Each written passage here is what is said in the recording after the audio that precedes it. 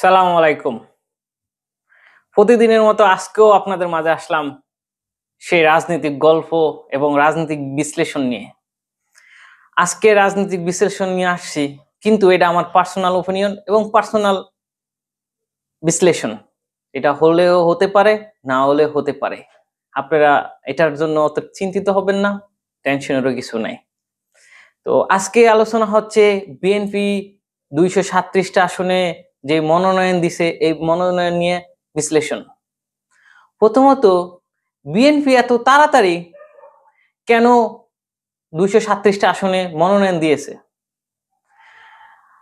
এর কারণ হচ্ছে এটা একটা রাজনৈতিক কৌশল। কিভাবে রাজনৈতিক কৌশল?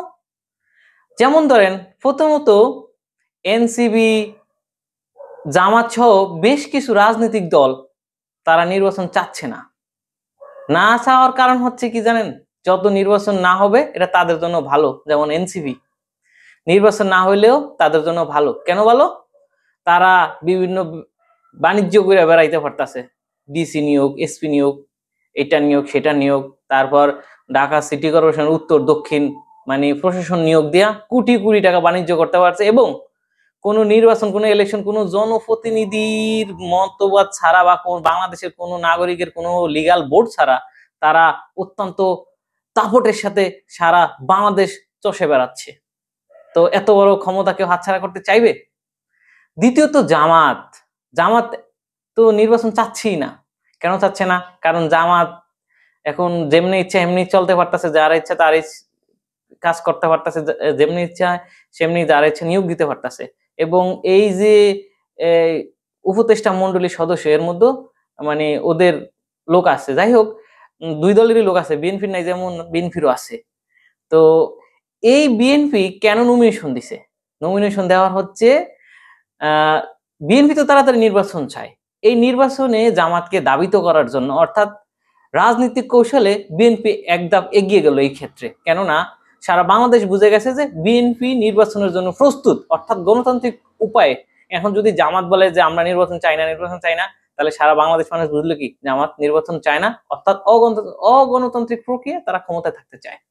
তাহলে কি বুঝলেন মানে কেন বিএনপি এত তাড়াতাড়ি নমিনেশন দিয়ে ফেলছে? ঠিক আছে, এর পরবর্তীতে হচ্ছে আরো একটা কৌশল আছে।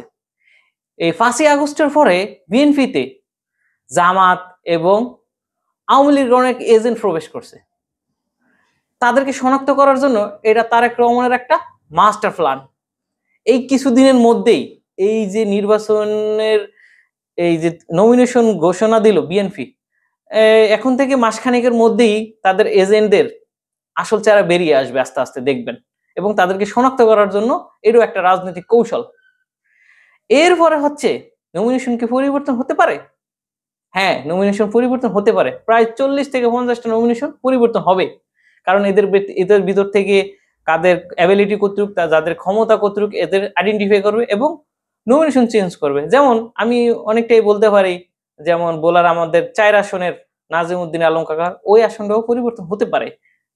আম নট শিওর, মানে এটা ইন মাই পার্সোনাল ওপিনিয়ন, এটা আমার একান্তই ব্যক্তিগত মতবাদ। এটা আমি আমার অভিজ্ঞতা থেকে একটুখানি যতটুকু বুঝতে পারতেছি আর কি। আবার কোন কোন আসনে বিএনপির যে শরিক দল আছে, জোট দল, তারা বিএনপির প্রতিদ্বন্দ্বী দল হিসেবেও থাকতে পারে। যেমন মূল একটা আসন থাকবে, তার পাশাপাশি প্রতিদ্বন্দ্বী আসনও থাকতে পারে। যেমন ধরেন আমাদের সব ঢাকা 17 আসনে ব্যারিস্টার আন্দোলন পারতো, এখান থেকে নির্বাচন করতে পারে, মানে করবে, সরাসরি নির্বাচন করবে। এটা হচ্ছে বিএনপির জোট হিসাবে। কিন্তু পাশাপাশি বোলাতে বিএনপির প্রতিদ্বন্দ্বিতা করবে গরুর মার্কা নিয়ে ব্যারিস্টার আমদালিব রহমান পার্থ। এটা ও আমার পার্সোনাল ওপিনিয়ন, আমি যতটুকু মনে হইতেছে আর যতটুকু বুঝতেছি। আমি কারোর সাথে এই বিষয়ে আলাপও করিনি আর কারোর সাথে যোগাযোগও করিনি। এটা আমার পার্সোনাল মতবাদ, আমার মনে হয় যেটা। যেহেতু এখন সবাই চাইবে ভোটের প্রক্রিয়া আসতে, তো পার্থের সেই পরিমাণ ভোট ভোলাতে আছে, ওনার ভোট আছে, প্লাস বোলার রূপকার নাজির রহমান মঞ্জুর ভোটও আছে।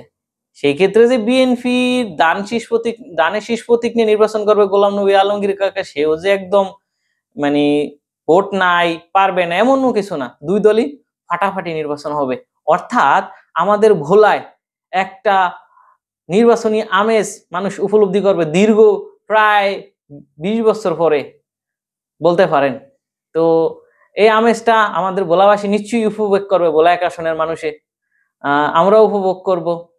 দেখা যাক সামনে নির্বাচনে আসলে কি হয়ে যায়। এখন সবাই আমাকে বলবেন যে ভাই আপনি কোনটা? ভাই আমার পক্ষ থেকে আমার যাকে ভোট দিব এটা আমার পার্সোনাল ওপিনিয়ন, কিন্তু আমি চিন্তা করব যে বলার জন্য কে পারফেক্ট। আমি কোনো মার্কা বুঝি না, আমি কোনো দল বুঝি না, আমার বোলার উন্নয়ন যে করবে, আমার বোলার জন্য বোলার ফ্রেম যার আছে, যার মধ্যে আছে, আমি তাকেই ভোট দেব ভাই। কিন্তু এখানে সবারই নির্বাচন করার এখতিয়ার আছে, সবারই ভোট দেওয়ার এখতিয়ার আছে, সবাই সবাইকে সাপোর্ট করবেন, কেউ কারো শত্রু হবেন না, কেউ কারো মাথায় বাড়ি দিবেন না, একটু স্মার্ট পলিটিক্স করেন। আর মানে আগের মতো সেই বোমাবাজি পিটাপিটি মারামারির পলিটিক্স এখন আর নাই, এবং দেশের বদনাম করে লাভ নাই। এখন আপনারা সবাই নির্বাচনের প্রস্তুতি নেন এবং আগামীতে সবাই কাঁধে কাঁধ মিলে একসাথে এই বলার জন্য লড়বো, যেন বলা উন্নতি হয়।